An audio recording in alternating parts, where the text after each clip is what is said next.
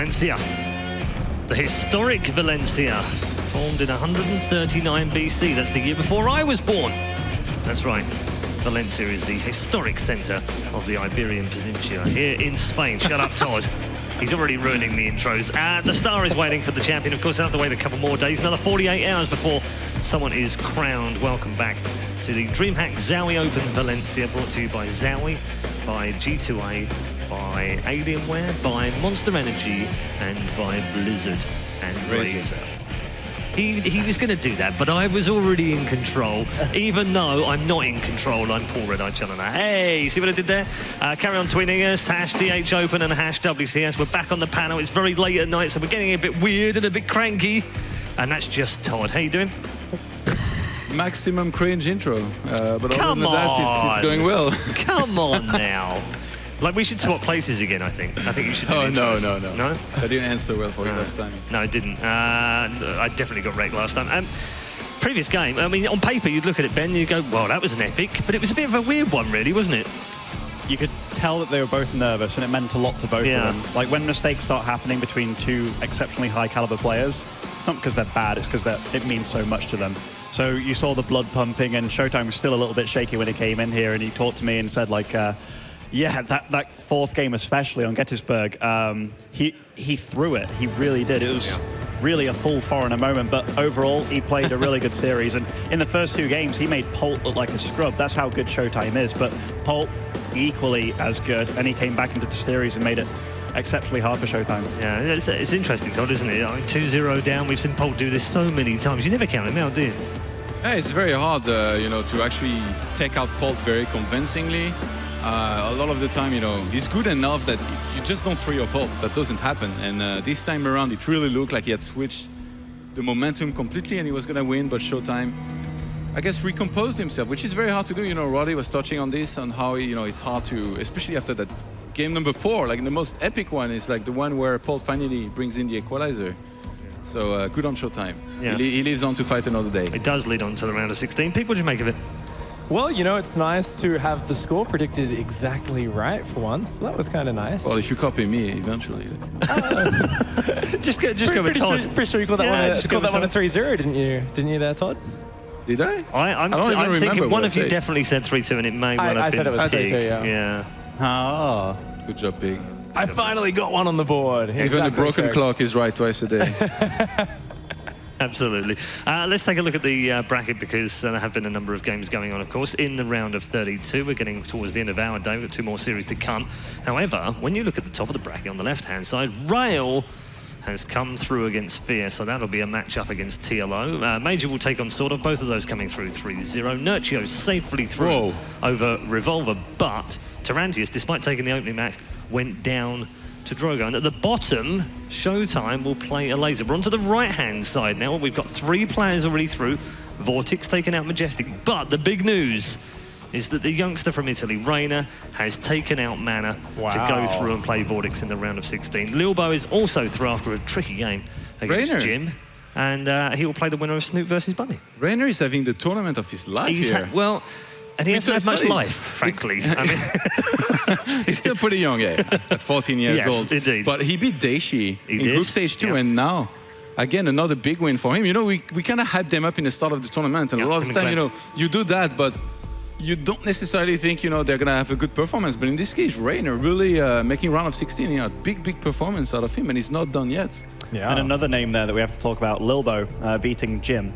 Lilbo making it this far, and he's not really been playing much StarCraft at all. I mean, over at Home Story Cup, he lost against that really good Terran player from England. But besides that, he was just playing Overwatch the whole time. But yeah, he seems to be doing well as well. Yeah. Any notable standouts for you, Pig, in amongst all of that?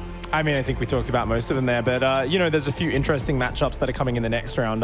It was interesting to see, you know, as you said, Drogo dropping the map to Tarantius, but other than that, all things expected, you know, Nurchio coming through and everything. So I think the next round is where we start to see the big guns all start to inevitably clash, and that's where some interesting matches are going to happen. Yep, still got a few round of 32 games for you coming up this afternoon as well. This evening, as it is now, it's fast approaching 9 o'clock Central European time.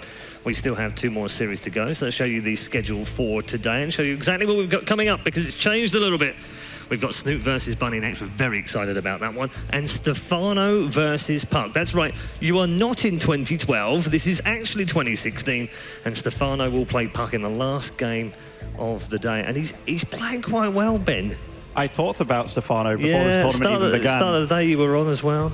No, not about Stefano. Oh. I said he was playing very well, actually. You did, and practicing. He's grinding a lot. And, you know, throughout his career, he was one of the players that said, oh, I don't practice much, and he's just really good. But I remember waking up in the EG house, and he was practicing. And I remember going to bed, and he was still practicing. So that guy, when he's on fire, like, he really does train a lot. And the best players currently are the guys that are playing a lot. I actually haven't seen Neve on stream at all. I haven't seen his games yet, but on Europe, he played more games than any European while also qualifying for North America. So practice really does pay off, and Stefano currently is practicing a lot. Yeah, it does. Okay, we're going to look forward to our next game now because it is going to be a tumultuous game. There's another one for Todd.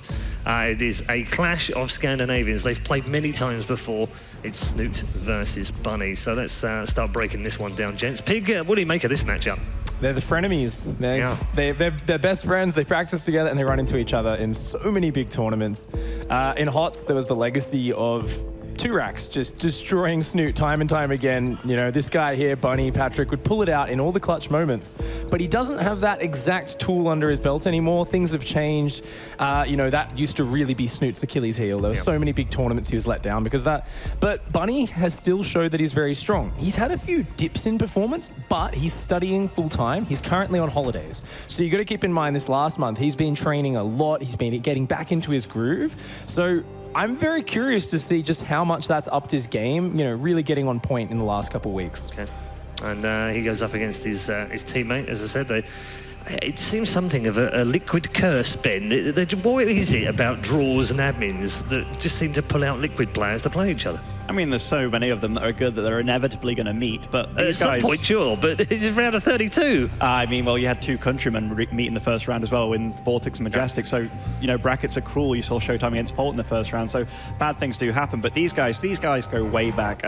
Both of them were fighting for who was the best foreigner. They were. And Snute was perceived by a lot of people as the best, but when you looked at his win ratio against Bunny, I think he won 1 out of 10 matches against him. Indeed. And Bunny was an insane player at the time. So, and they also had like a best of 69 in which Bunny did edge him out. So like these guys, they've played countless games together against one another, and Bunny played him very recently in a best of 7 and did win 4-3. So these guys are exceptionally close. Todd, it's hard, isn't it, when you're playing teammates and stuff, especially when you practice them and you know each other's game. Even if you evolve through different versions of the game, it's still hard. Yeah, I think so, but at the same time, like, these two guys are so good that, you know, you can't be like, oh, we're a teammate. Like, I hope we don't meet each other. Like, obviously, if they go far in a tournament, they're always going to end up meeting each other, and that's what happened for a very long time.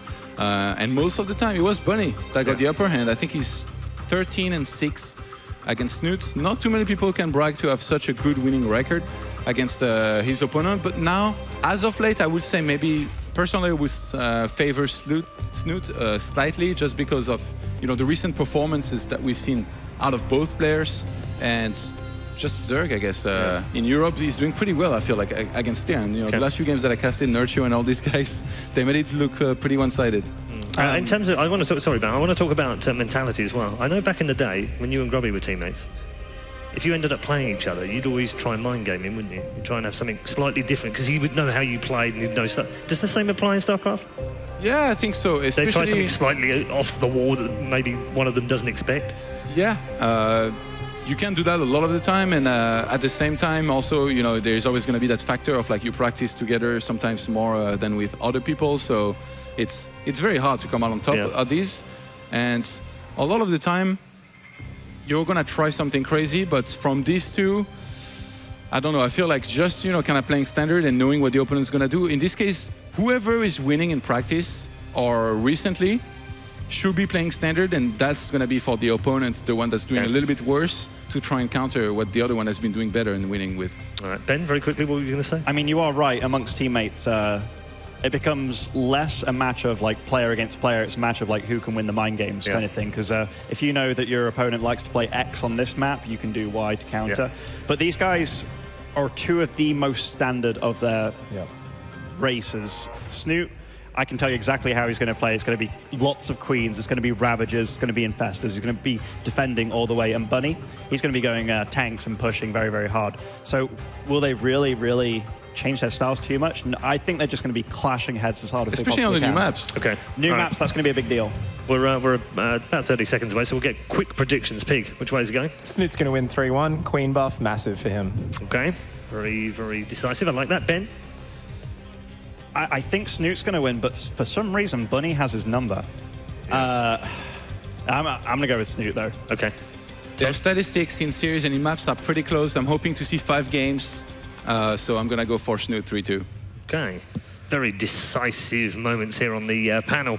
We are ready for our second to last match of the day in the round of 32 as the two Team Liquid men go head-to-head. So let's go to our commentary team for this one. It is the Muslim and Pig.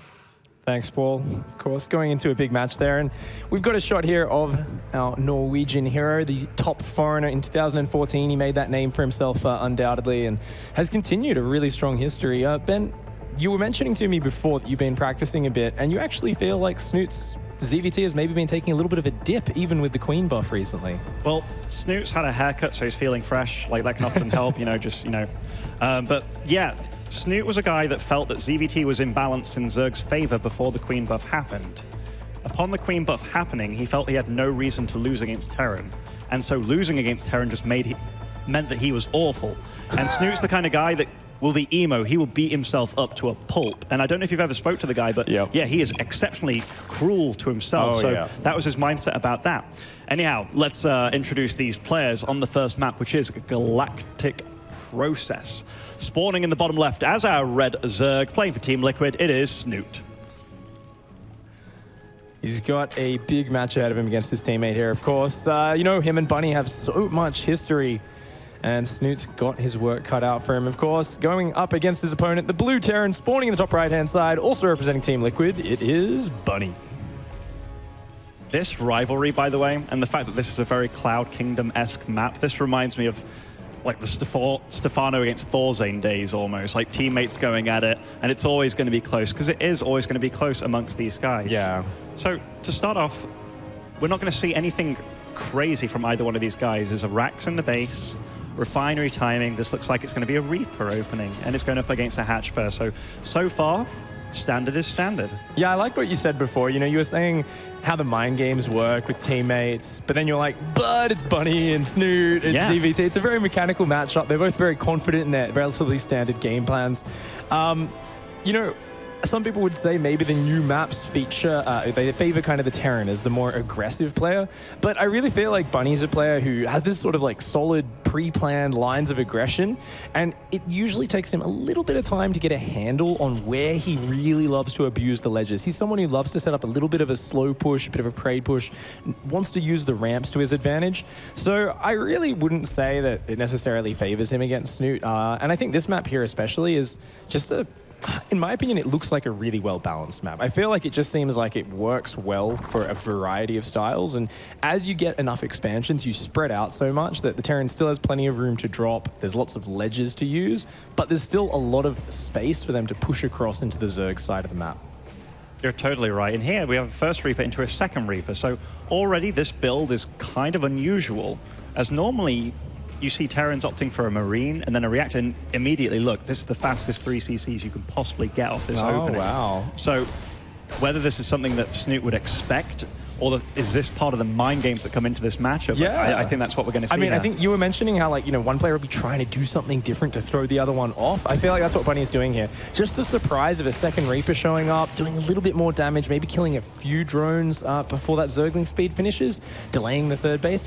Maybe that's all he wants to get with it. Force an overreaction, distract Snute, throw him off his game a little bit, and then just go for this very greedy follow-up bind. But he's got to get some damage done, so he just runs straight past these queens. Nice drone pull threatening the surround, but Bunny does get past, but only one drone going down. Very good Reaper bomb, and he's going to dive on into that main base. But the Zerglings are on point, And it looks like he does just have to back off for now. Okay, there's multiple things I like about Bunny's opening. This is an odd map, it's a new map. You see 2 Reapers coming at you, the potential for multiple Reapers to then come at you, that could have made Snute panic and worry. Yep. How many Lings are actually out on the field? I believe it's far more than, in case 8, so he didn't overreact too much. I think that's an okay number. Yep. But does he need to deal damage, like you said? I'm not sure with a 3cc opening. Yeah, you know, it's a little bit odd. I think definitely like Snute needs to kind of catch up in terms of like just get the 3rd down and focus on economy. But I think Bunny doesn't. Yeah, he just needs to kind of slow Snute down from seeing what's going on. With that Overlord speed finishing now, of course, it's only a matter of time. He sees it now, and he knows exactly what he's up against, which is 3 barracks. Bomber style, really. Like there's going to be just a huge swell of bio. This isn't as flexible. I mean, upon seeing this, Snute's got to say to himself, you can't attack me right now. There's not going to be any move outs for a while. You could move out with combat shields or stim, but it's like this really inflexible push. It's not like you're picking up into medevacs and zooming around the map. The factory's only just starting. So I think Snute really does need to focus on, there we go. Double Evo chamber going down, just building up these drones while he takes that 3rd base. I think this has got to be his focus. Just upgrades in economy for the next 2-3 minutes and then into masses of units.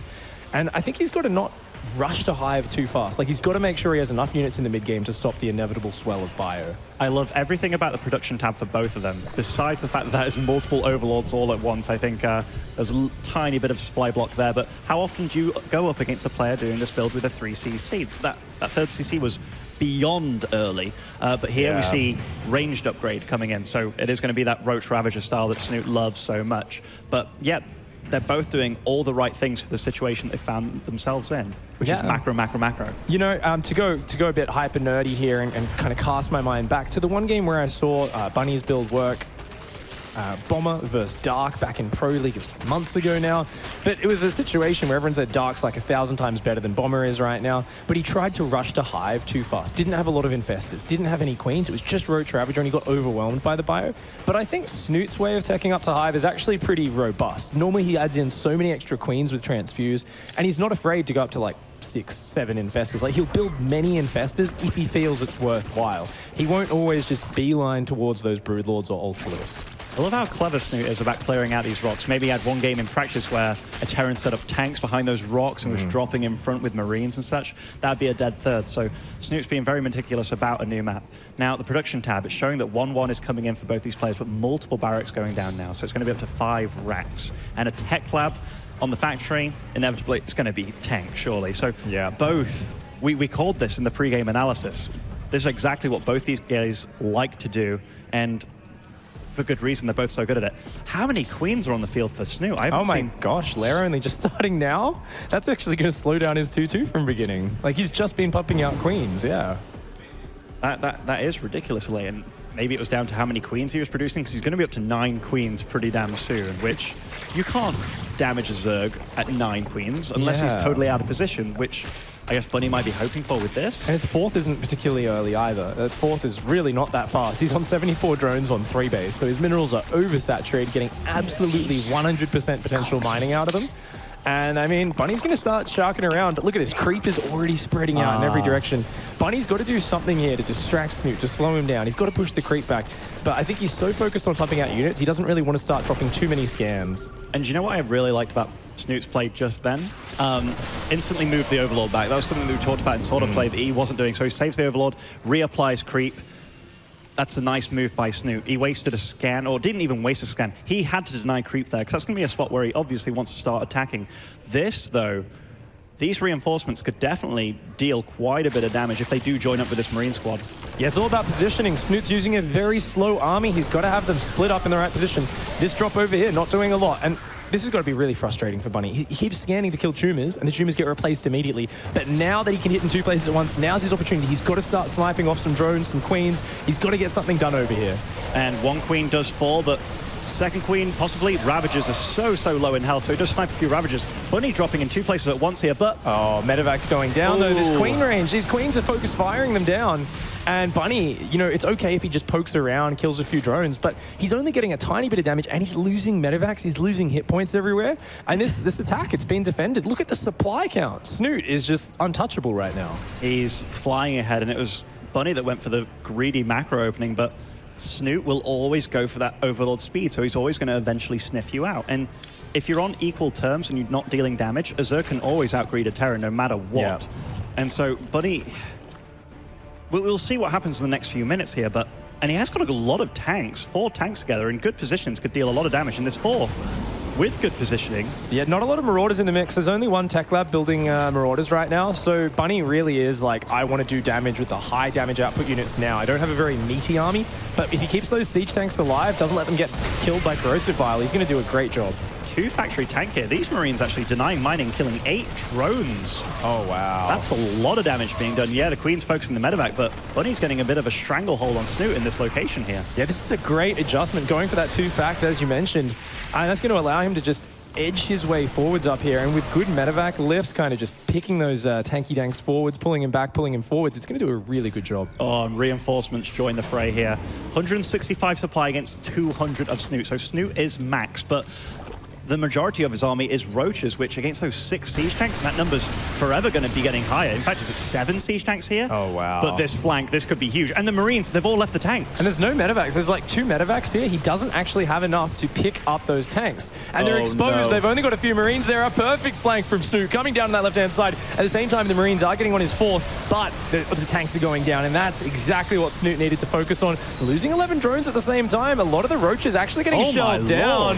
Oh, wow. Bunny, all those tanks with that +1 weapons shredding through that force. Remember, the creep spread wasn't there. The 4th is now dead. And a decisive victory in that engagement for Bunny. I take my bet back. I want Bunny. He's playing so good. Like that positioning on this map, he took down the 4th, he took down the army. I really didn't think it was possible to like really muster that, but Snute took a really bad engagement, even though it looked pretty good. Could we see the upgrade tab just very quickly, Coca? Yeah, okay, roach speed is done for sure. I was thinking, is something really weird happened? Because that fight just went so well. But it's just the tank count. The positioning for Bunny is so good. He has a beautiful concave down here. And even though the Corrosive Vial Fungal is hitting, it's hitting just 1 or 2 units. All the Infestors die. All the Roaches and Ravagers die. There's still Bio left over. It is equal upgrades, 2-2 versus 2-2. And it looks like Bunny with such a decisive victory here in game number 1.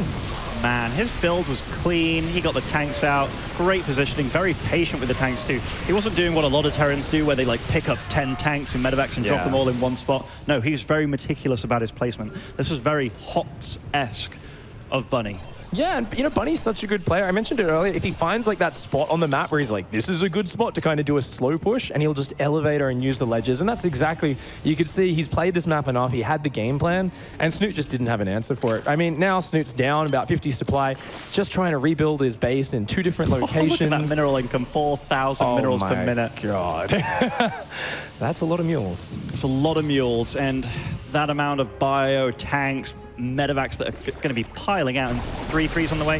+3 armor is almost done for Snute, which is pretty cool. It helps, especially against the bio, but man, these tanks. What do you think would have been the correct response from Snute? Because I'm kind of thinking in my head, like, you know, there's just so many tanks. Does he need to just engage Bunny earlier and keep the tank count down, or does he need to rush up to Hive faster? Is this composition just not good in that situation? I'm a little bit flummoxed. I think he sat far too far back, and he didn't let the Queens take the shots. Like, if you have Queens taking those shots, and the creep spread wasn't there in that position either. Like, Snute definitely didn't creep spread as good as he could have. Yep. He focused far too much on the top left, which there hasn't been a fight around that location at all, whereas that far right side of the map where he expanded toward, there wasn't really enough creep. And when you're fighting with Queens and the Roaches, the fact that you thought they were slow just answers that truly. Yeah, exactly. And it's a new map. And there's so many different forces that you can potentially take. So taking that one, maybe it was just the wrong one. That's a really good point. And, you know, if we think back, Bunny was so focused on clearing up that creep. Of course, you know, not really commentating the action. Bunny is pushing in. He's just got so many units here. It's just overwhelming. The bio with 3-3 about to finish. Isn't even going to wait for it.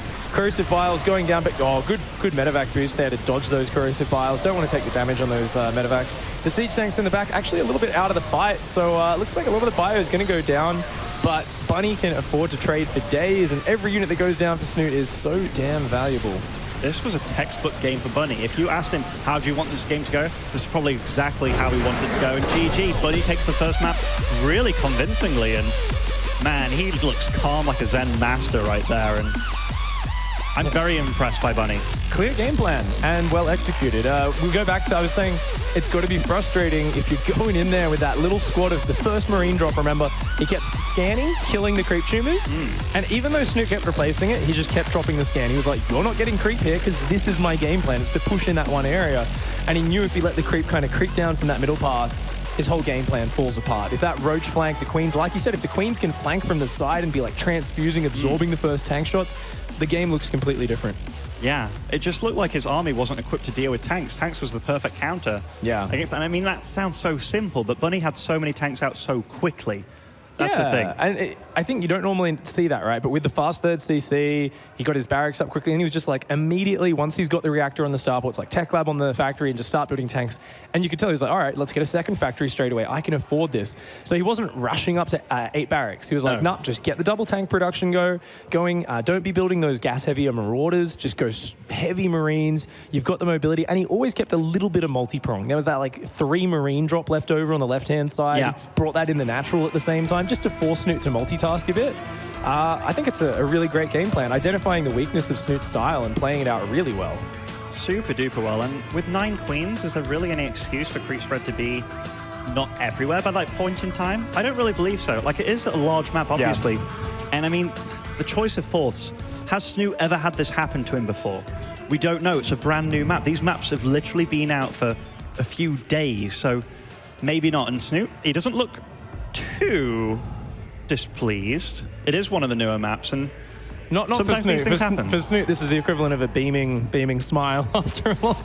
You know, we've seen him sometimes with his hands in his face and so on. But I think his mentality's been steadily improving with Legacy of the Void as he gets a handle on it. So I think he's just going to try and collect himself and dive on into the next game to claim some revenge.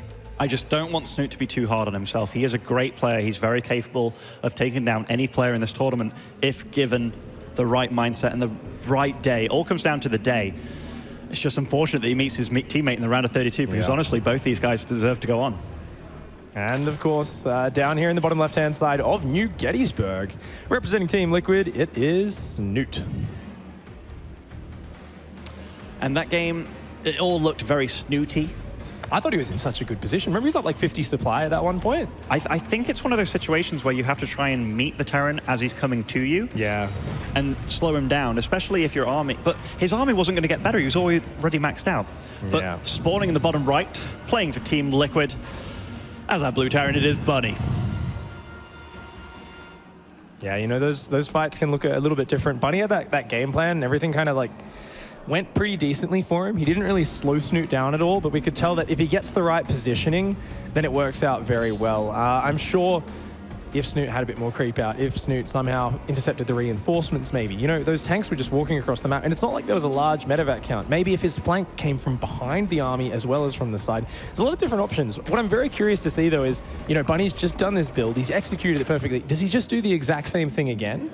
The thing is, Bunny's build was so tailored for Snute. Snute does a lot of things. He takes a slightly later third than normal Zergs. He gets more queens because he wants to play exceptionally defensive, which didn't work out here.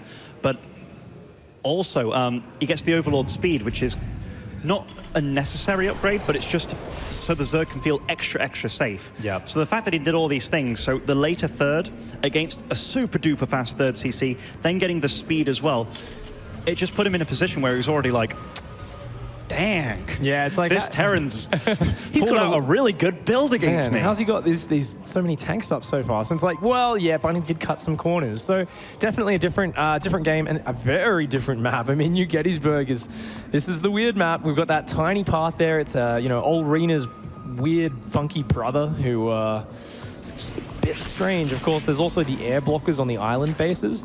And there's also some small pathing bugs on those air blockers. So we might see some medevacs or some mutalisks derping about on those if the players aren't micromanaging them. And this map, as a Zerg player, it's far easier to tell which fourth base you should take. Like, if we're looking at this, he just expands all the way up the top left. Yep. Definitely. I can't see any other fourth that you even remotely want to take. And I mean, yeah, like you'll spread some creep on the bridge, but really it's all about spreading it like towards the watchtower in the top center of the map. That's kind of like out front of your third, out front of your fourth. So it gives him a very clear plan. If Bunny wants to do the same strategy, he's going to be like very focused on that sort of northern area and really kind of stunting the creep back there. But I think on this map, there isn't the same sort of ledge setup necessarily for him to abuse. I don't know if he's going to have the same position to do that sort of strategy. No, you're right, and you do want to aim for the watchtower because even if the Terran goes all the way around the top to avoid the creep, it leaves him very vulnerable and open to counterattacks. Yeah. This is quite a few lings, and this is not very Snute-like to be so aggressive with his lings. Good micro from Bunny. Yeah, I think that's worthwhile for Snute. You know, the lings aren't worth that much right now. Gets 2 SCVs for about 4 Zerglings. He's not building the CC. Has he just... Okay, there we go. Oh. My heart stopped for a second. I was like, that could be a true rookie mistake. Yeah, that would have been very nasty. It looks like just a very standard Marine Widowmine drop is on the table for Bunny.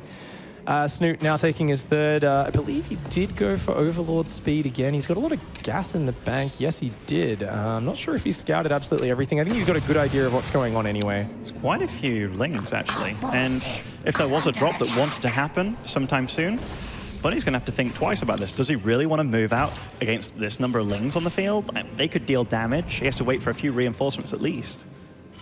Yeah, also, we actually haven't seen players kill these rocks in the middle, and that definitely means moving through the middle of the map is much easier, right? Yeah, that's going to be a little bit interesting. This Widowmine drop has been spotted. Snute should be well in position for that. He's building lots of queens, lots of Zerglings, and his trademark, exceptionally fast upgrades. You know, Snute just loves this build. This is Snute's cookie cutter build. He just stays on one gas. He lets it mine a lot of gas very early, and all he focuses on is minerals. He says, if I've got upgrades, all I need is spores, queens, Zerglings, and this defends anything Terran can throw my way. So he's just going to build a few extra Zerglings, let his queens and Zerglings clean this up. Oh, nice bait of the Widowmine shot. Do you know what else was nice? He saw this coming and he actually made a spore, so he's going to be moving that spore up to this third base just to deal with that single Widowmine. A tank already on the field. Now, normally when you play Terran, you don't make one tank without adding several more, especially against a guy that you know is going to be going Roach Ravager. Yeah. Oh, wait, had that Widowmine. Okay, it's not been cleaned up yet? Yeah, he hasn't cleaned that up. Oh, no. Uh-oh. Oh, my God. That's... You feeling it? Oh, good reaction. Okay. Almost a disaster. That could have really been a disaster, too. A good chunk of lings dying like that, you have to immediately replace them with either roaches or more lings, which you don't want to be doing at this moment in time. And you see that on the production tab. 11 drones all at once. Now, look at that. He's already slowing the creep down up here. He hasn't got a second factory or tank production going just yet. But remember, Bunny's, you know, he's not quite as speeding up towards the same situation as he did with the 3cc. So we're going to find out very soon. You know, he's going up to his 5 barracks. Is he going to start that tank production? There we go. Kicks in on that production tab right now. And if he drops that second factory, yeah, he's going for it. Exact same play out of Bunny. So that once again, he's focusing on that drop, and he's got to keep coming in and stopping these creep tumors. So this drop is what it's all about. Yeah, there we go. Once again, forcing the cancel on these. Snute has to identify this is Bunny's game plan. He needs to bring his queens up here, keep him on the edge of creep, and he needs to spread this creep relentlessly. He's got to realize just how important this part of Bunny's game plan is. Wow, and Bunny's microing really well, actually. Not one of these Marines has died, so the firepower is still there. And Marines without stim, they're still pretty darn strong. Oh, Bunny, you fancy bugger. Saves most of those Marines, all in the red health. So. Oh, wow. Being as annoying as he can, you know, Bunny he knows the importance of keeping this pressure up, and he's doing a great job of it so far. So Snute, he's got some great creep spread in the middle of the map, but that fourth base, remember, that's the point of contention that we were talking about. Now, it does take a long time for Terran to get around up there, but there's no creep there right now, so it's the perfect pushing position. Bunny's clearly going to beeline towards that.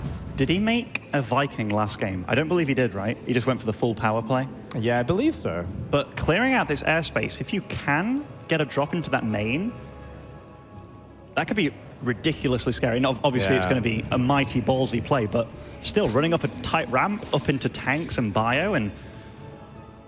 Oh, you mean like a Doom drop? Yeah, exactly. Oh, yeah, there's that potential. Now, keep in mind, though, because he goes into so many tanks, and he's got limited gas income. He doesn't actually have the gases on his third. He actually does deprioritize medevac production. So even though he has the reacted starport, what you see in his production cycles is he usually focuses on the double tank production. But he's been prioritizing the medevacs here. Yeah, it's a little bit odd. I mean, he's had 2 factories up for about 30 seconds now, and he hasn't been using them. So I kind of feel like Bunny's resources just aren't lining up quite as nicely as they did with the 3 command center build. I think the gas on his late was a little bit his gas on the third was a little bit late this game. So yeah, he's starting out the tank production now, but I feel like things just aren't getting going quite as fast as they did in the previous game. So I kind of feel like Snoot's position is a bit more comfortable. It certainly is, and you can see here the creep spreads in pretty good locations. He got his 4th up without any worry whatsoever. Now he can see where the Terran comes, and there's going to be creep spread pretty decently. And there's nowhere, as you said earlier, there's nowhere for the tanks to be in a position where you can't get to them. There's no cliffs to keep them safe, but Bunny's going to be moving out on the map. Yeah, I mean, he'll be able to siege some on the high ground, like in the base to the top of the 4th, but he'll also be able to elevate some to below the cliff. We see there where there's those air vents, just to the right of those. He can kind of drop a few tanks down there, but it's it's still a little bit of an awkward position, and every bit of creep that Snute gets out here is going to make this harder for Bunny to push in. It's going to slow it down, and the tank count, there's only 3 tanks here right now. You were saying it before, Ben, you were saying Snute has to slow this down. He has to, maybe engage it in the middle of the map. Goes out there, does decide to pull back, but he can't let more tanks just walk across the map. Looks like Bunny going to try and drop in the main base at the same time as pushing up there, and this is going to start to pull Snute thin. He's got to spread those units out to defend this. Uh-oh, is he getting a bit too ballsy though there? Oh my gosh! All it takes is 1 fungal, and that's a dead army. But here, he lands, he secures himself, he's doing fine. Killed 8 drones in the main base too, and the drop still lives to see another day. And at this point in time, Snoot's army isn't getting significantly stronger. He's already maxed. It's Bunny that's getting more tanks. 2-2's about to hit. +1 for the tanks is about to hit. And he can continually rally to this point in time. There's so many queens all in the main base. Yeah, a little bit of a missplit there from Snute, sending so many just to defend this. The tank count's starting to get up here from Bunny, but it's still not as monstrous. At this point in the previous game, he was up at about 8-9 tanks. He's only got 5 here. They're going to dish out a lot of hurt. Those infestors, they are so vulnerable there. And I think... Oh, wow. Misses the fungal. Both infestors go down, only hitting 2 Marines. Oh, this is a very awkward position for Snute, but he's got the numbers. He may be able to just push his way through. Oh, my gosh, though. The units are dying too fast. They can't even be transfused. But with the Marines gone, the tanks start to die as well. And Bunny is forced to turn tail and run.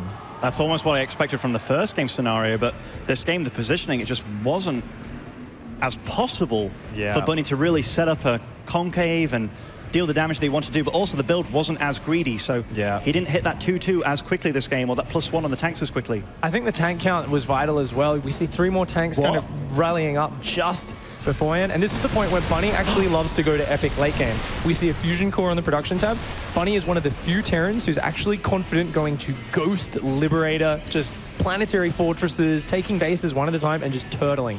He feels like if he micros it correctly, he will always beat even the end game Zerg army. So I think this is going to be really fascinating. He tried to do this versus Nurtio, I think it was at Tours, and he kind of just got stomped once or twice. I think it was like on Invader, and he just wasn't watching, and his whole army got fungled and just died in the blink of an eye.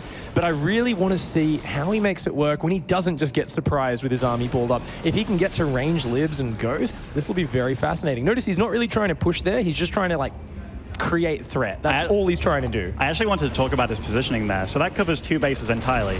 So if Snute wants to take a 5th, he'd have to take the one south of this.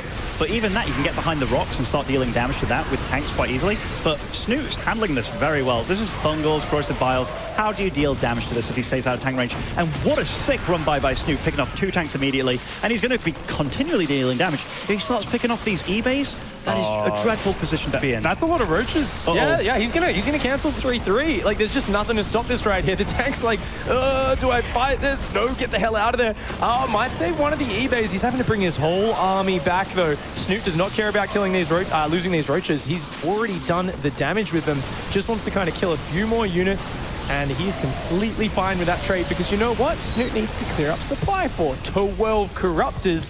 He's got 3-3 almost finished. He's got the Flyer Carapace. He wants to get out that squad of Broodlords, and combined with Ravagers and Fungal, he wants to just do that Broodlord, Fungal, Growth, Corrosive Bile push. And look at this pig. he's hit his 3-3 much faster. Bunny tried his best to deal damage, but damage could not be done. Uh-oh, Bunny's caught out in the middle of the open. His army is just so much smaller right now. He's down 40 army supply, loses 2 more tanks. You know, things are just falling apart here for Bunny. Too many of those valuable tech units going down, and Corrosive Bile picking off even more tanks. Only 3 tanks surviving in the back end of the fight, and, you know, they're almost all dead. Bunny just getting overwhelmed there. The colossal Ravage account for Snute, the fantastic micro, that great defense earlier, catching Bunny out before he could get out that great Liberate count, before he could reinforce. And I mean, what a clean way to finish it off. Snute here, looking very powerful in game number 2. Okay, I've got to ask you, because right now, look at Snoot's bank even. It's not as if, even if he loses this army, he's still going to be massively ahead. He's on 4th bases, getting his 5th. He's got Broodlord tech available. It's not as if this is even his final form. This is just, hey, I'm here to finish off the job now. And he's going to do that. Yeah. So what could... And Bunny, it's not as if he didn't apply pressure. He started off with a drop, another drop, a tank push, but he couldn't break him. So what do you really think Bunny has to change going into the series? GG, 1-1, tied up. You know, I think Bunny might have needed to commit a little bit more to those tanks early. I feel like they're the linchpin of his force and his, you know, his entire strategy.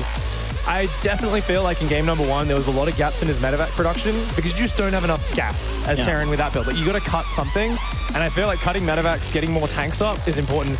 I mean, yes, it's not as good a position, but I feel like if there was like 2 more siege tanks when Snute decided to engage that, if he brought his reinforcements up a bit quicker, maybe things look a little bit better. I think this was extremely map dependent too. Yeah. The fact that you're 4th, like normally when you expand, right, the further you get away, the more risky it is. Like each base is usually close to your opponent, whereas on this map in particular, your bases get away from the Terran base and where his production is.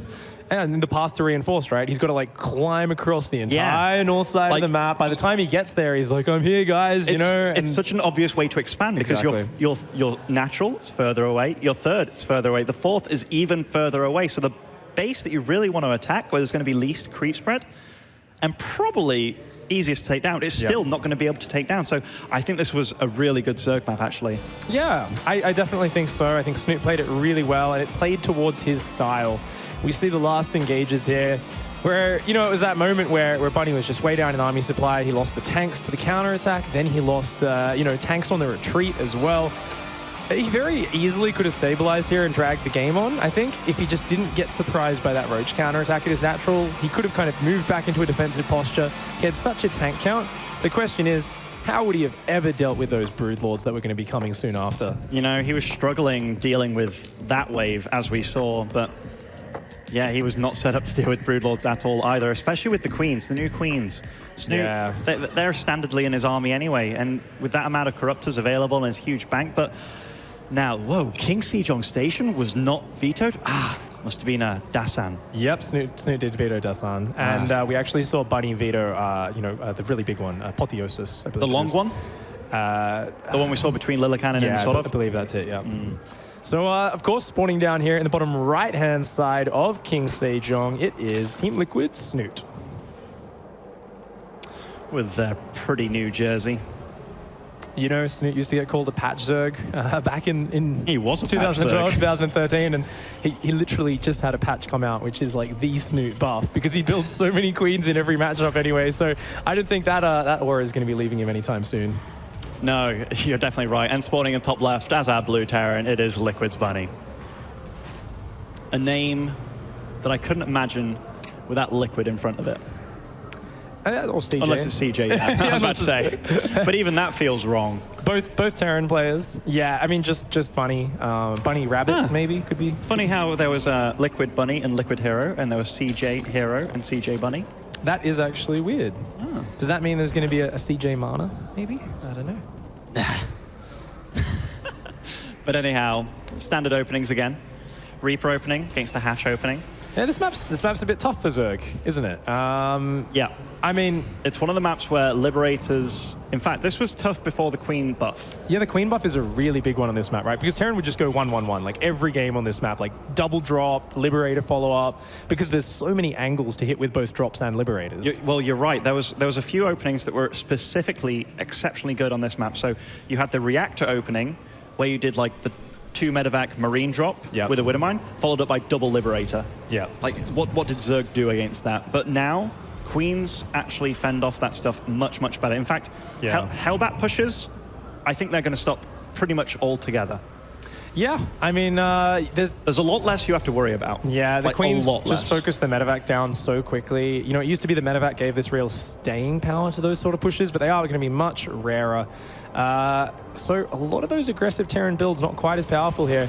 Snute going to defend with these early Zerglings, and I'm pretty sure the moment those Queens pop, those Zerglings are going to go on those back rocks and start breaking those down, because all of the 4th-based options are somewhat exposed on this. But what Snute has generally favored in Heart of the Swarm, back when this map was in the map pool, obviously it's made a return recently, was taking that 4th on the backside. So we're going to see his Zerglings come down, and I'm pretty sure he's going to break down those rocks so we can just spread creep on the top right side of the map, really get a highway out in those big open areas where Terran doesn't want to fight. You know, he doesn't want to get surrounded. He wants to use the cliffs and ledges. I'm liking this build a lot more so far.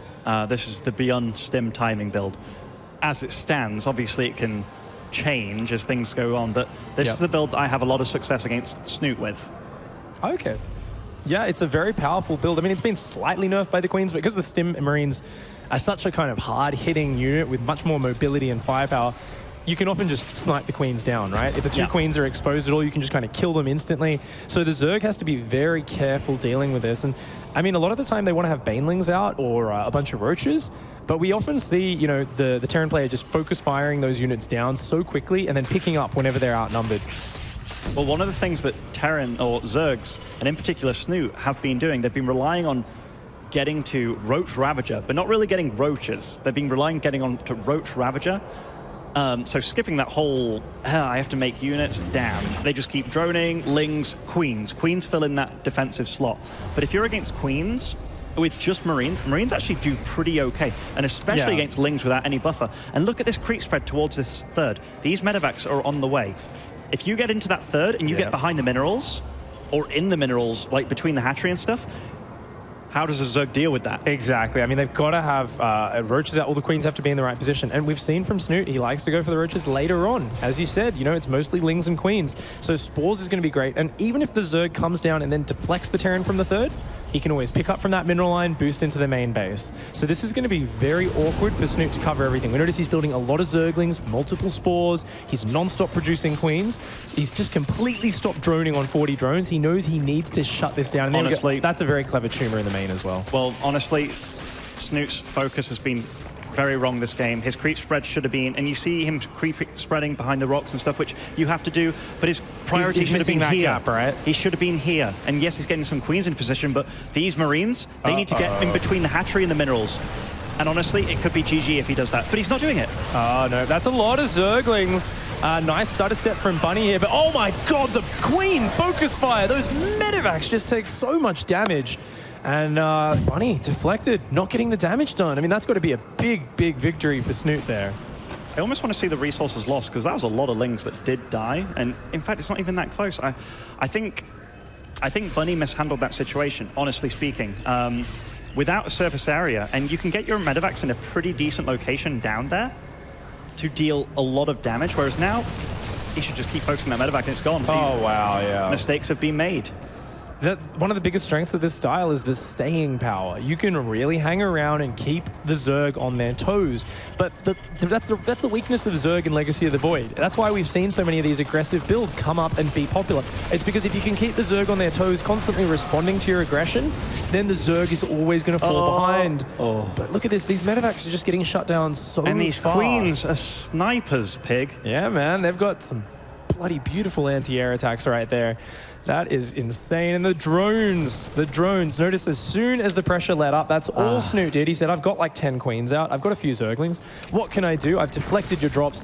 All I need is drones, and he's up 20 workers. He's just taking all his gases, going for his lair, his 1-1 Roach upgrades. Snute is in heaven right now. This is his favorite position to be in ZvT. This is one of those games where this Queen buff obviously helped a lot for sniping down medevacs and such, and means that you can hold off Terran aggression much better. But what does Terran do once their aggression doesn't work? Because right now, Snute's in a really good position, and Bunny's doing exactly what he needs to do. He needs to deal damage. Before, there's too many roaches, too many queens out in the field, and both are being produced. But if you can get into position here, that tank sieging there would be great. That is so many queens. That's a like really great position for Terran. Those queens don't do a lot of damage. Oh, great transfuses on the Spore Crawler. One medevac goes down. The other medevac's looking quite soft there. And I mean, yeah, Snute's got lots of roaches on the way. These queens, they don't deal a lot of damage, but they don't really die either. Nice Marines on the drones there from Bunny, getting a bit of damage done. But oh, beautiful counterattack from Snute. Just that small number of Zerglings is going to shred the third base. And I think Snute can afford to take a few drone losses. But Bunny here, he needs to get more value out of this. And you know, that was a really good use of those lings. He didn't really want to be making those lings for as long as he did, but he utilized them. Snute never does run-bys. How often do you see Snute do a run-by? If you play Snute and he doesn't make that excess of lings and you don't deal damage, you never build a bunker because Snute will never attack you. The way that Snute plays this game is to defend, defend, defend until he builds the ultimate army. The ultimate army from Zerg, it's Queens, Infestors, Ravagers, and Broodlords. Yep, that's Snute's game plan. That's one of them. It's one of them. I mean, it can evolve from there, but in most games, it doesn't get past that point. And that army is absolutely astonishingly powerful. A big Roach Ravager push out across the map, and look at that. Snute, knowing that his creep on the right-hand side got pushed back, is actually going to expand to the left, but oh, catching so many Marines out. And the tanks are going to push him back. Yeah, Snute can't push into that. Going to have to pull back with a lot of those roaches heavily bruised, but he knows Bunny's situation. He goes, okay, you're building Marines, you're building tanks. I've got you pushed back on 3 bases, and I'm pretty sure we're going to see that hive start momentarily. Coca going there in anticipation. You know, one thing I really hate when I deal damage to roaches like that, and I'm like, yeah, next time we fight, I'm going to own them. By the way, this tank dropping is really sick. There's nothing that can really deal with these besides the queens, obviously, but those roaches that are on the field, those are very susceptible, so he has to move back entirely, and clearing up creep too, it'll be easy. It'll be really easy. The problem for Bunny is he doesn't realize that Snute's actually expanded to the left-hand side. He probably does now, seeing that there's no expansion on the right. But if these 4 tanks kind of landed just above the 4th base over here, they would be able to really annoy Snute a lot. And it looks like Bunny wants to start pushing. You know, this is his game plan. Once he gets to about 4 or 5 tanks, he wants to start pushing, and he wants to push back creep number 1 and set up an annoying position. And what he waits for is 2-2. So we can see the production tab. When that 2-2 finishes, that's when he starts pushing it a bit more aggressively. That's when he wants his tank count to be about 7 or 8 siege tanks, and that's when he really starts trying to force those engagements. I mean, there are things that I can whine about as a Terran player, but Snute's defense has just been immaculate. And look, this is the amount of queens that you really, really fear. They won't die. Your tanks are now... They're not dealing damage, and he's getting ready for a flank. That's just going to shut this down. We are up. Oh, Snute's up 40 army supply. His queens are going to rush down the ramp, and the Roach Ravager cutting off reinforcements. He's going to wait for his 2-2 to finish, and that's going to be 2-2 versus 1-1, and then he can force a huge engagement. There we go. Oh, he's already just going to attack into the reinforcements. Bunny being so careless. He saw these units, but he thought they were going to flank his army. He didn't think they were going to hit his reinforce point. His army down here still looking strong, but oh, a beautiful pair of fungals drop down to that army. Some nice corrosive vials on the tanks as well. And Snute taking some great trades. Yeah, you know, Bunny handles these fights okay, but Snute's got so much money, man. How do you kill that army of queens with what he has? Sure, it doesn't deal a lot of damage, but that's why you have the Bile and the Infestors. And the queens just take damage and transfuse one another. 21 roaches on the way, hive on the way. Ravagers, Infestors being made. He's almost maxed again. You know, I think Snute's playing really smart, though. He's adjusting to Bunny's style. Bunny always feels a bit over-eager to push in before Hive gets up and Broodlords, but notice the Hive has only just finished. There's actually a much bigger window from when Snute gets to that really scary Broodlord tech. He's never going for the Ultras. I think maybe Bunny needs to take it just a little bit slower here. In this game, of course, securing the 4th is his next big scary thing, though. I'm not sure how he's going to manage that. I mean, I'm going to be hypercritical here, and his Hive finished, but then he starts the Spire. I think that's a really big misplay here. He could be developing the ultimate army of getting his greater Spire right now, and then Bunny would be absolutely dead as a dodo. Yep. Sorry, that's just a great saying. For some reason, that one slayed me. Yeah, dead as a dodo, indeed. You are. Oh, that's a lot of queens. Focus the medevac. Oh, okay, playing it safe. I mean, Bunny's dealing damage here, which I didn't really expect him to be able to do with the amount of units on the field, but with that amount of queens over on the right side, wow, he's going to lose. Is he going to lose this? No. Oh, well, that's a nice bit of damage, though. Good trade-up. He's going to pick up as he gets down to just 1 full medevac of units. Going to be very annoying with that. Bunny, of course, he's never had to build depots past 157 supply because he's only just hit there, and every time he hits here, he loses more units. Even the medevac going down to the bile there, a little bit sloppy. He's so desperate to keep up the aggression. He doesn't want to let this creep get to his base. But look, there's like a flank of creep on Bunny's army here. It's coming in and intercepting his reinforcements. It's absolutely insane. We're finally getting a nice number of tanks together, and you can never fight purely from one side as a Zerg, at least in this position, because coming down that ramp is just suicide. So I love how Snute's handling this. Good amount of Marauders in the mix now as well, though. If he can, it looks like, I mean, one tank exposed on the north side does go down very quickly. And beautiful Queen flank from the south at the same time. Snute with these flanks is doing so well. He's losing a lot of units, but killing off so much of Bunny's army at the same time. Even gets the tanker back on the move. Great spread of biles there from Snute. And as we said earlier, Snute can keep trading like this. It doesn't matter that his greatest spire is so late because these fights are going, decently for him. However, he took the damage on the fourth. He lost the drones there, so he doesn't really have that big a bank right now. I'd love to play a race where it doesn't matter that I made a building 100 seconds too late. It's okay. But no, like... The salt starts to pour on I am a salty bugger when it comes to this game. But no, like Bunny's doing what he can to try and stay in this. And honestly, that was a really good engagement for Snute. But I think Bunny... Oh my lord.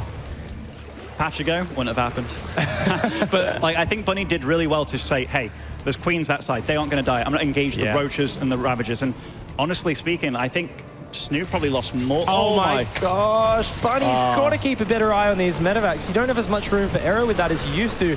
And some nice bungles landing down here. Snute getting on top of this double drop. And that removes all of Bunny's map presence, as well as killing a hell of a lot of his units.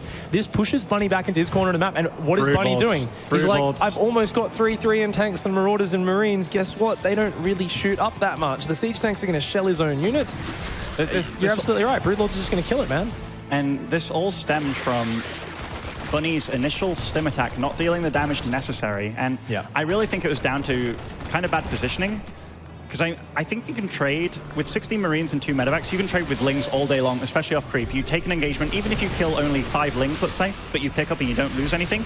Rinse and repeat, rinse and repeat. Make sure the creep stays there. Absolutely. I think it's something that Terrans don't abuse enough. And also, Terrans also micro with the medevac in the group. Don't do that. Let the medevacs heal. You can even boost the medevacs so they like run after the Marines to heal them faster.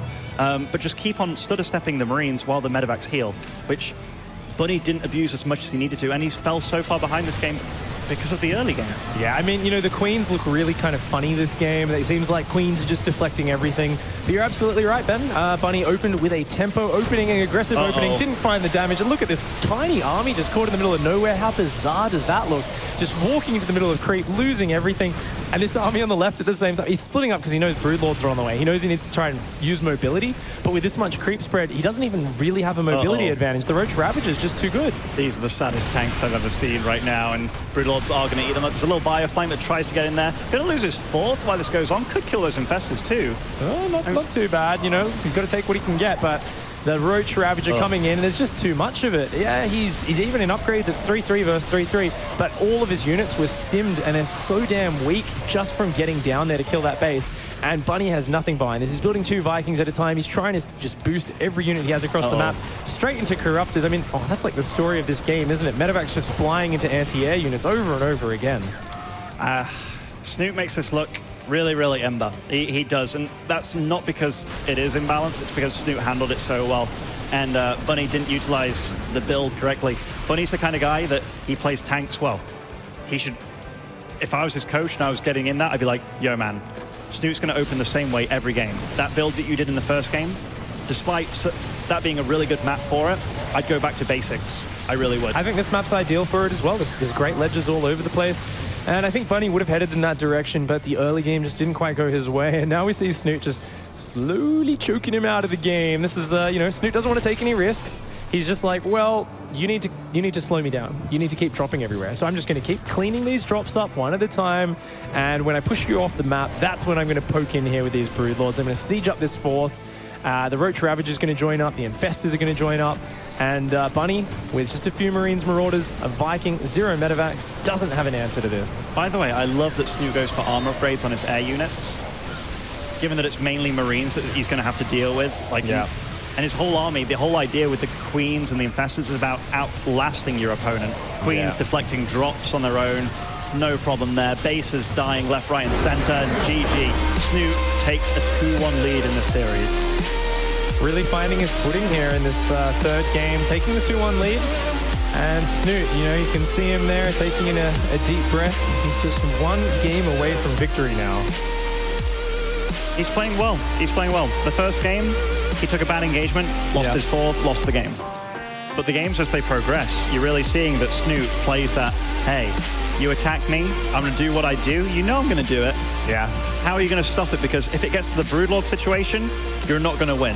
If you don't kill me before I get to that, and I'm exceptionally good at defending with what I have, and Queen's got buffed, then you're also going to lose. So it's hard to find an answer what to do against Snute, especially with the recent buff. Yeah, I mean, Snute excels when he can do the same thing every game, and he can perfect it, and he can just really focus on honing in on his positioning and his defense. It's very similar to what he did with Swarm Host in 2014. Do you know what makes him even scarier, Snute? He's playing these safe builds where he gets his third ridiculously late because he wants to play so safe. So he could cut so many more corners against Bunny and get so much further ahead. That's what makes it so scary. The fact that he's literally playing as safe as can possibly be, and he's hoping the Terran rams his head against the wall. The one game that Bunny didn't do that, which was, hey, I'm going to try and outgreed you, which wouldn't work against a normal Zerg, which is why playing against Snute is so difficult, because he doesn't play the normal style. Exactly. You know, Snute's one of these guys where I think you've played him in tournaments before, I know I have, and every time I feel like almost every player has this pressure on them to okay, I got to cut some corners. I got to do something a bit special because Snute's so good with his standard safe play, and I think his playstyle sort of does entice you to take those risks. You know, I'd actually love to see Bunny throw out another one of those fast 3cc builds again, because I don't see Snute changing anything up. It ain't broke. Who needs to fix it? You know, and you're totally right. What was the weakness of Snute all throughout HOTS? 2 racks. Aggressive builds to really catch him off guard before he could get to this nice stable play. He's always been this player that, in fact, no, he started off cheesy. He started off super cheesy, actually, with mass banelings everywhere. But when he started developing this turtle style that Snute's now renowned for, he's only ever lost to 2-raxers or exceptionally greedy play, which I feel that given that I know Snute fairly well, I'll cut so many corners, so many, which I feel is what Bunny should really be doing, which in the first game, that's why I loved how he handled the first game. A 2 Reaper opening, 3cc, who does that? Exactly. Against any Zerg, that would kind of suck. But yeah, it was tailored to the player, right? He didn't even get the overreaction with the 2 Reaper. No. He really didn't get that much of it. He forced out 4 more Zerglings. It's is that even really worth it? That's what I mean. I was looking, I was but okay, he's got 8lings now on the field, so it's not even a bad situation. But the fact, he stays by the same pattern. Overlord speed, my slightly later third. I'm going to get extra queens. My lair's going to be very late. He's so meticulous about it, but there are ways to abuse it, which the more I'm seeing this, the more I wish I had contact to Buddy and I could be like, Buddy. You know what I mean? Because his style is ridiculously hard to What do you deal think? 3cc? but ridiculously fast 3cc. Okay, just, super greedy. I mean, the next map is going to be Frost, so that is going to be interesting. It didn't look like Bunny was too confident with the stim push, because when I practice with Nurtio, there's creep there and beyond, because he knows how pivotal it is, the positioning on certain maps. So, Bunny didn't seem confident at all with going in with that, which is one of the big things. You have to be so confident with the moves that you make. When you watch Beyond with that stim timing, he makes it look as imbalanced as Snute's defense looked. Exactly, yeah. So you have to be so decisive with the moves that you make. Yeah, you either, like you said, you dive into the mineral line, or you just say, kill 10 Zerglings, start a step, pick up, go drop, heal, come in again, and you just keep rinse and repeat. Keep in mind, in that last game, Snute cut drones very early. He built a lot of queens, a lot of Zerglings. It's not like he was defending, just by a hair's breadth. He had plenty of defense. And you've got to either get in a great position, or you've got to just drag it out and elongate your aggression. So I definitely think Bunny, I mean, he's got those choices in front of him. He's got to think it's really demotivating when you mess up the execution like that. To do the same build again is kind of scary, because you don't have that confidence, and it's something which relies on that confidence. So as you said, I'd love to see him go for a fast 3rd CC, getting out that big bio number again. And what did we see in game 1? Focusing on denying creep spread and getting that sort of nice angle where he can push. Depending on spawn locations, though, it's going to be very different on Frost. It's Frost the next map? Yeah. Oh, okay, this can be very, very position-based. Cross map, GG, Snute wins. vertical or horizontal, okay, Bunny's got a chance. But the thing is, Bunny, he looked very confident the first game. He did what he does. He manhandles Snute, but as these games are going on, and the fact that he went for this stim attack, but he didn't really know how to utilize it correctly, has made me lose a little bit of faith in him. Like, he's losing faith in himself. Like, Bunny, slap yourself out of it. You can do this. You have a winning record against this man. You beat this guy like a week or two ago in a 4-3 show match. In fact, I don't know if it was a show match. Talking about that, though, Bunny was 3-0 up against Snute. Then the patch hit mid-series. Then the series went to 3-3. And then Bunny finally won the last game. So it's always damn close between these, but maybe that was enough to just kind of tilt Bunny over the edge within regards just to dealing with Snute. Yeah, I mean, Snute gets to play the exact same style, and it's just better, right? Whereas the Terran needs to make adjustments in how they execute everything. Snute's just doing the exact same thing he's done for the last 1,000 games of ZvT. It's just the medevacs die a bit faster, the liberators die a bit faster, so for him, he's got to be feeling really good here. However, we're going into Frost. This is a map that I know Snute struggles on. Vertical spawns especially, horizontal spawns a bit. He's only happy if it's cross map. I'm crying. He really struggles, but this is the spawns he wanted. Spawning up here in the top left-hand side of Frost, representing Team Liquid, it is Snute. Oh man, and he doesn't know it yet, but he is a very, very happy chappy. He will be, that's for sure. This is one of those moments where, you know when you have a build order advantage, but you don't know it yet, but then you see it and you're like, yes!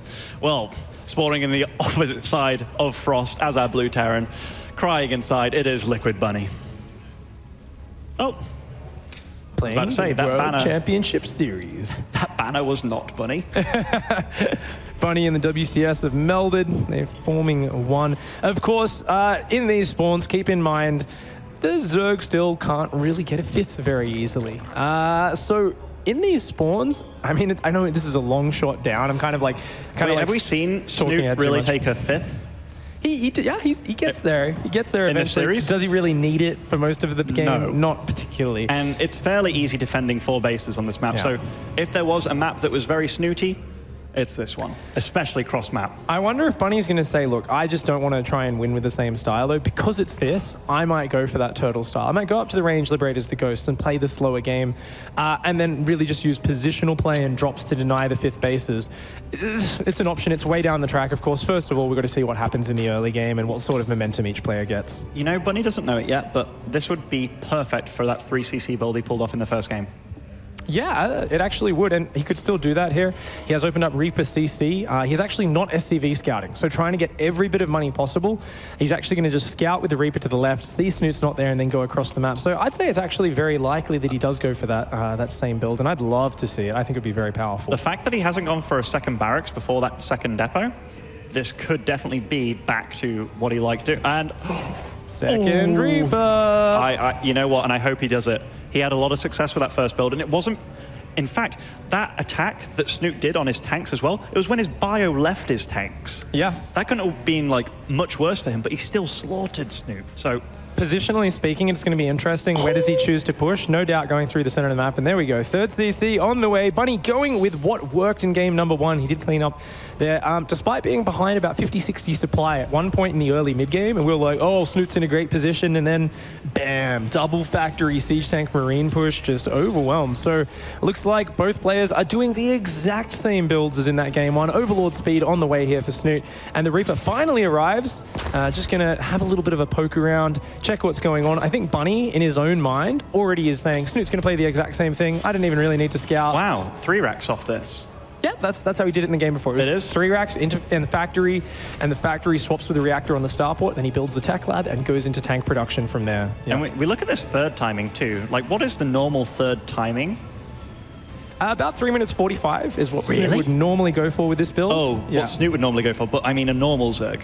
It really depends. If they go for Overlord speed, that's kind of the normal timing for it. If they skip it, usually about 3 minutes, sometimes as early as about 2 minutes 40. Because, yeah, I've seen a lot of Zergs skipping it now, and you know what? 2 Reapers actually make it, taking a 3rd much more difficult. Oh, and he's going for that base? That'd be really good for this is really cute, yeah. Snute, though, did build up to 8 Zerglings, which is going to allow him to push this back. Oh, eating a Reaper bomb to the face. These Reapers going to continue to poke around, and I mean, this is... More links being made, too. This is great for Bunny. That's really clever. Like, just being so ballsy to stay here, even though Zergling speed's finished, and he's like, okay, I've made you uncomfortable. comfortable, and he's probably just going to go home with those Reapers now. Like, he really does need to go home. Go home, Reapers! Bunny's going to throw them away. What is it?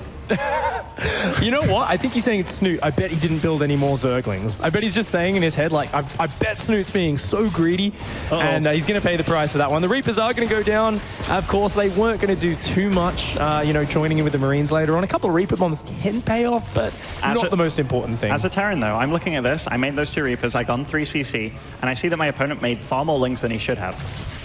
You're feeling good. You got to be feeling good with that, absolutely. That was, while Snute will feel great about picking off those Reapers, ultimately, what were they going to do this game? And now the engineering bays are in almost exactly with those Evo chambers. This is a far better situation for Bunny, and, I feel like a great coach. Great job, Coach DeMuslim. You've done well, Ben. But we still don't know if he's ever going to win. Like, this is just the nicest the early gamers look for Bunny, and Bunny is the guy that he will set the pace of the game, but he won't force you to change your ways. He'll just do what he wants to do, which is the factory tanks, and like, I'm going to push you later. Yeah, absolutely. We are going to see the tech lab go down soon enough on that factory. Of course, then he'll go up to 5 barracks, all with reactors, except for the one tech lab getting stim and then shields. And then he will just constantly produce tanks and Marines out. So Bunny's path is, going straight and true towards that goal. However, really what's so nice about the way this build lines up is, keep in mind, Snute just does the same thing every game. Like, it doesn't matter if he's super aggressive or not, Snute's upgrades always are at the exact same timing. So only with this opening is Bunny actually able to maintain that parity. He's like 10 seconds behind on the upgrades. Whereas in the other games, there was this huge window, like, sometimes a minute and a half, where he was waiting for 2-2 to finish. Snute already had it, and that was where Snute got huge value with the Roach Ravager Queen engagement. Does he have units at his third? At least a few Marines. Okay, that's lovely. Okay, this is also really smart by Bunny. He noticed that the game prior on Sejong, when Snute made a few extra Lings, he used them to run by. That is exactly what Snute tried here. Had no effect whatsoever. Snute also now knows how early that third is. He's going to be thinking like, and he had Overlord speed, so he probably scouted it earlier as well. The Lair's very late. Yep, same as in that first game. Snute getting so many queens out and delaying that Lair. What's interesting is these medevacs are going to push, and that's going to tell us exactly what Bunny's game plan is, because he wants to push the creep back on his tank push path, and it looks like straight down the center is his goal. I tell you what, though, if he had all his Marines together, in fact, there's 11 Roaches on the way. I was going to say, like, if he had all those 27 Marines together with the amount of medevacs that he had, whoa. Oh, gonna get a night. Oh, wow. Wow. Free 6 drones there. Very nicely done. Afraid to pick up, though, because those medevacs just get focused so damn fast. Oh, you went for the nice snipe. Got a queen, but losing the medevac, not worth it. Really? You think 6 drones and a queen is not worth the medevac? The drones is worth it. But I think he should have just ran away after that. Okay, yeah. Oh. No, I'm not crazy, man. 6 drones and a queen. Yeah, you can trade medevacs for that all day. Yeah, I actually think ultimately, and we look at the working out, 65 SCVs to 62 drones. We're getting our second factory on the way. A little bit later. Are done. Yeah, a little bit later than in the previous game, but still very good position. I'm liking Bunny's position a lot more this game, and that's the thing about Snute. He is abusable because he will do the same thing every game, which, you can do as a Zerg, but if Terrans start to figure out, like, if MVP was in his prime right now, he'd have done this every game against Snute. In fact, he'd have made the 4th CC as well. Like, he'd have really, really abused the fact that Snute is so safe about this build. You know what's really interesting, though, is on this map, this is such a wide open middle area. This is where Bunny clearly wants to push with his tanks. And he's past the point where his first stage peters out. Now, his first stage is just pressuring the front, right? These Marines want to push the creep back. But he's at the point where they can't keep pressuring. He's going to need to either distract and bring more units up here, or he's going to need to push the center a bit harder. He needs to keep that creep back. Oh, really nice pickups. This is not enough Roach Ravager to fight. This combat shields is done. Oh, it does lose the medevac and a few Marines in the middle of the map, but gets a couple of Ravagers and Roaches up the top. We do see, this tech lab on the natural factory, the second factory is actually really delayed. I feel like that is definitely something which hurts Bunny with this build. The tanks are so vital. Medevac production not nearly as important as just getting an insane Marine siege tank count. We see that 2-2 is getting close to the +1 vehicle weapons is getting closer, and that is the point in the game where Bunny really takes control. Wait, how? Okay, so there's a 4th CC going down. I'm not sure how I feel about the 4th CC, especially with Hive on the way already. I feel that's just playing into Snute's hands. I'd have preferred the second factory being way earlier, like you said. You pointed out quite a few times, and that is totally right. But I'd have also preferred like a 6th, 7th, 8th barracks going down much earlier, and this push really, really committing to it, because I feel that's one of his only chances. You know, I mentioned earlier, maybe he chooses to play it a little bit slower and play for like Ghost Liberator. I mean, if he doesn't push really hard down the center, he kind of has to do that. But I agree, it's such a fickle composition, and it's still going to struggle against the Broodlord timing. This time the Spire is down before the Hive finishes, and we see, yeah, okay, so Bunny's starting to set up, and he's gonna just edge his way in, push the creep back little bit by little bit. He's got to be careful. He can't let these front-running Marines just get isolated on their own. Tanks though in such a nice position down there. That's a beautiful spot. You know, he's just going to edge his way forward little bit by little bit. And as his unit count gets out of control, I mean, there's still over a minute and a half until Broodlords are going to be on the field. Yeah, Snute's going to have to take the engagement. Oh, these tanks just being exposed. Sloppy on the pickups from Bunny, not saving his siege tanks. The Roach Ravager crashes through, and it's all over. Bunny just loses his entire army there. So many units were still at home. He wasn't rallying right across the map. And losing that, I mean, that just gives so much room towards Snute. A sloppy engagement, sloppy attack from Bunny. Sloppy. There's only one word for it. His tanks were really in nice positions, like hugging the edge, and he could have flacked on that third of Snute, but he just didn't bring his whole army. Oh no, and like nice drop-offs there, but this is the end, it looks like.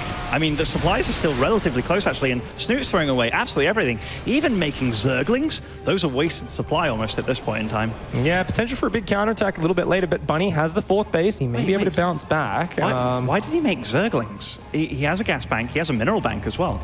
I guess he just thought he was going to deal more damage, and they are the fastest unit to flood in. Yeah, may have just wanted to dive on top of him with the counterattack. And 4th. Yeah, looks like Bunny is going to be able to rebuild units. Keep in mind, though, Greater Spire is on the way. 5th base is on the way. Snute's getting that creep out into the middle of the map. You know, Snute's map control is fantastic right now. He feels comfortable. He feels safe. He's got a fantastic drone count. He's not in the 50s in drones. He's not in the 60s. He's up at 75 workers, a comfortable 4 bases.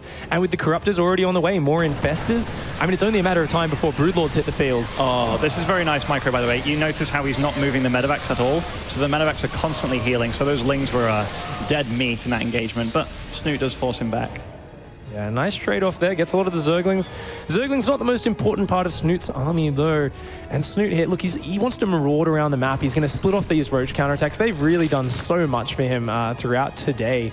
You know, picking off reinforcements. Luckily, good spot of Marine there for Bunny. That's going to allow him to send a few more Marines down here to help defend. Certainly in this army, it looks pretty okay now for Bunny, but he's not ready for the next wave. He is not prepared. Yeah, he's got to like push. He's got to push Snute back into his corner. He didn't. I mean, he spotted these roaches coming, but he hasn't responded. He's just got a single bunker there. They're going to slow it down, but they won't necessarily stop that many roaches. And I mean, Bunny's got to push Snute back into his corner of the map. But these roaches, they're buying him time. And look at that. Broodlord's beginning to morph on the production tab. I mean, 3 SCV kills is fantastic, but Bunny's he's up against the wall. His 3-3's finishing, but what's he going to do with it? Great drop here. Medevac will get very quickly focused down. And one of the nice things about this, oh god, that Queen upgrade.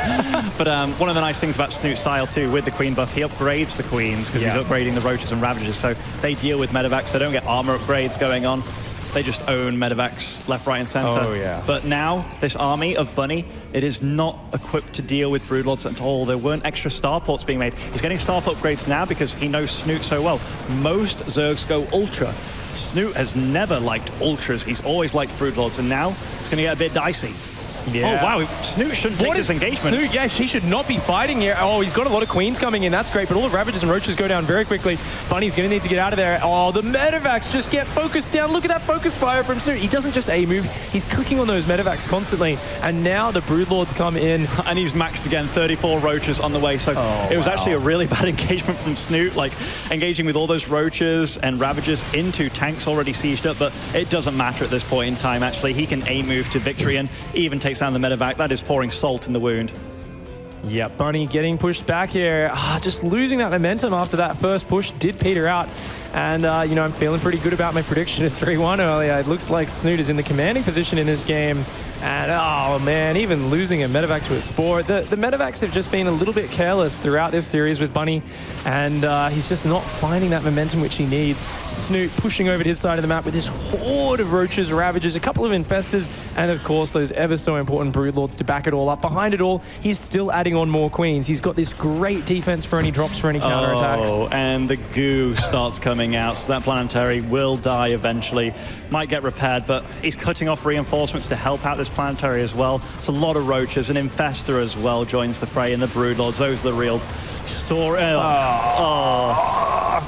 Seeing it now, ladies and gentlemen. This is the death of Bunny right here, and that planetary too. Oh, he stopped the Corruptors from killing that. Oh, yeah, he did pull them off, of course, to come down here and defend, but he's killing everything. Bunny is getting knocked out of this game. He takes the 5th down and a couple of drones, but there's a whole bunch of Queens out ready to defend up here at this base. They're all starting to join up there, and with those beautiful 3-3 upgrades, they should do a very good job of it. The Queens, oh, looks like these Broodlords getting focused down. The Corruptors just idling by, but yeah, you know, Bunny needs to just do devastating damage, and it's not going to happen. Roaches popping out at home, combining with those Queens, can do a very good job of defending. Tell you what, this game's getting a little bit sloppy, but despite Bunny dealing damage here, Snute's far too far ahead. The resources lost tab, it's in favor of Snute as a Zerg player. You don't often see that, and rightly so. Snute's just defended like a madman. And it all went downhill from that push in the middle, just getting wiped out. It was too premature. He went with 4 tanks. Yeah. The game that he won, he went with a good 7 or 8. Yep, those tanks are absolutely vital. Of course, it was always going to be a harder position on this map. You know, didn't have that same push path as in map number 1, but Snute just capitalized on it. He's just had spectacular macro throughout the series, and he does take the victory 3-1 and progresses through to the round of 16 to play tomorrow here at DreamHack Open Valencia. Snute's definitely going to be happy with that win. Bunny's a tough opponent. It sucks killing a teammate, but the nice thing is one of you do go through, and Snute, honestly, the Queen buffs helped him a lot in that matchup. Absolutely. I mean, after watching that game especially, I'm just like, it's really hit home how much of a buff that is to Snute as a player. And I've got to think, like, even in ZvP, I suddenly have more faith in him as a player. I feel like he could go super far in this tournament. It affects ZvP a lot as well. Yeah, it actually, against like Phoenixes and Oracles, it's very powerful. And, you know, Snute's always been someone who has Warp Prisms. Warp Prisms especially, actually. Warp Prisms are one of the biggest problems Zerg players had, but now just a couple Queens in the right position can shut that down quick smart. It just makes so much sense, his style, right? Like, no gas is wasted. He just defends with Queens and Lings. Yeah. And it's not as if Hellbats is a worry anymore for that style.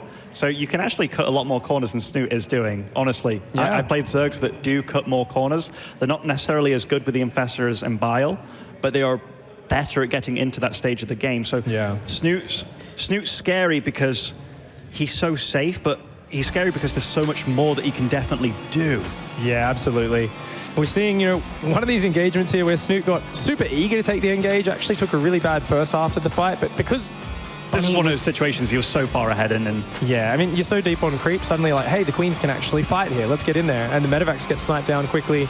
There's just not that much left for Bunny. He was way down in everything. The Broodlords get the tanks, and any opportunity to actually force the Terran to fight when you've got Broodlords out is something you want to take as a Zerg. Oh, I was about to say, that was one of the moments where it's like that Medivac would have got away. Yes. Like, you had quite a few of those moments this series, actually, like on King's Jong especially. Exactly. There was a lot of moments. That one range it's a big buff. I think it's made a big difference. Of course, Zergs were struggling so hard keeping up with the early aggression. So I definitely think it's something we're going to have to see how Terran players adjust to that over the coming weeks. And, you know, can they get on top of it?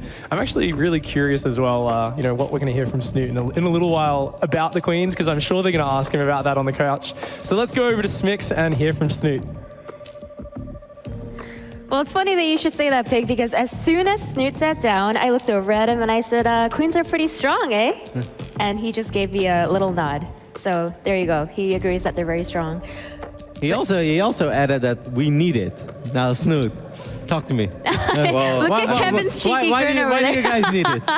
I think in Korea, Zergs have been losing a lot, but I also watch a lot of, you know, I watch all the Zerg games in Korea, and I think they're doing a lot of stuff that doesn't make sense. And, you know, I played games at Home Story Cup that looked a lot like this, and I think this style is very difficult to beat, and especially after the Queen buff, it's even more difficult to beat.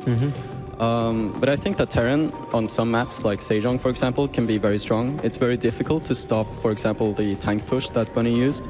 And it's just very map dependent. I think if I didn't get lucky again on Frost and get cross positions, that game could have looked very different too. So, you know, I'm just really lucky with the spawns in these major tournaments.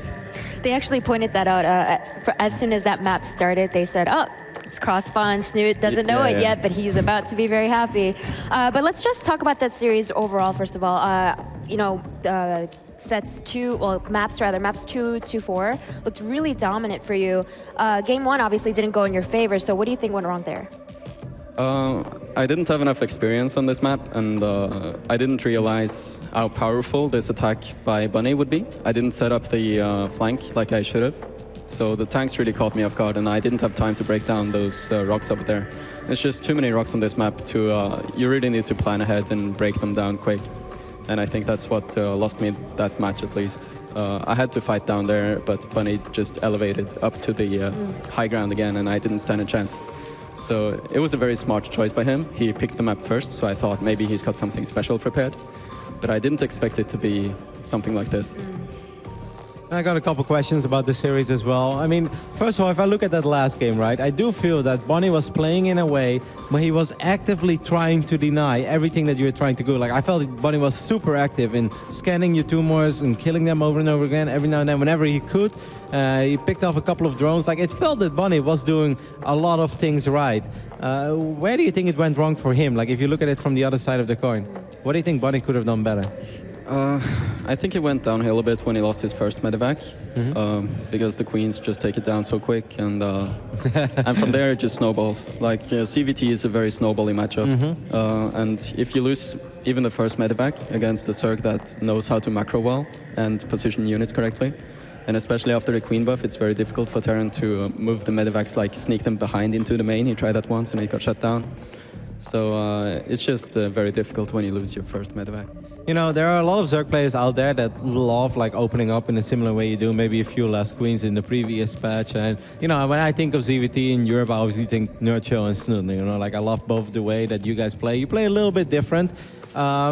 Nurcho, much more a fan of the Ultralisk. I know that you prefer the Broodlord in most scenarios, but I thought maybe cross-map Frost, you know, maybe that's more of an Ultralisk scenario for you as well. Why do you still prefer the Broodlord without giving too much away of, you know, no, it's pretty straightforward. Everybody knows that I'm going for Broodlords, but I guess the reason is that Frost is small enough for it not to be a problem. Like if we were playing on Alterseam Stronghold or Deadwing or one of those really large maps like Deadwing Cross, I don't think Broodlords would be that great. Okay. But once you secure control of the center on Frost, then even Broodlords, as slow as they are, they can still be pretty good. And the Roach Ravager Infestor gives you the mobility that you need otherwise. You know, you're also known as a player that's always very in touch with everything that's going on in the community, and like you plan ahead for tournaments. So obviously you were aware, you know, when DreamHack said that we are going to be playing on the newer maps. How many games did you get in so far on the new maps, and what is your first impression? My schedule was pretty busy, so I haven't been able to practice as much as I like. But I've been thinking about the maps a lot, of course, because that's what you have to do when you can't practice. And my first impressions are a bit mixed. I think the first map that Bunny and I played on, Galactic Process, I think this map was more difficult for Zerg than I expected. And I think the other maps in general are perhaps a little bit better for Zerg than the previous map pool. What do you think about New Gallisburg? I think it's a very defensive map. It's kind of the new Dusk Towers, I think. Okay. All right, now, Snute, before I let you go, just looking at 2016 in general, it's been a very consistent year for you. I think you have already four top four finishes, 2 runner-up finishes, I believe, at Katowice, GPL, then you had Austin, as well as Home Story Cup recently. So, I mean, just explain this year for you. What do you attribute this sort of consistency to? Some of my best runs were thanks to getting a lot of Terrans in a row, such as the Katowice run. A lot of the time at Home Story as well, I also got a lot of Terrans. I think my CVT is incredibly strong right now, so a lot of my achievements are thanks to that. And my CVP and CVC are still good enough to allow me to get past at least some opponents, even if I lost to Guru at WCS Spring. So, you know, it's been a little bit shaky, it's been a little bit on and off, but I think it's just my CVT has carried me really far so far this year, and my other matchups are decent enough. So that's why I've been able to make it really far, but yeah, I haven't been able to get a first place. I think I need to get even better before I can do something like that, especially in CVP. All right, well, we'll see in the next few days if you are able to achieve that here in Valencia. But of course, before today ends, we do have one last match. This is going to be a good one. I think a lot of people have been anticipating it. It will be Stefano versus Puck. And I know that Stefano has actually been practicing a lot, so it's bound to be a great series. Stay tuned after the break.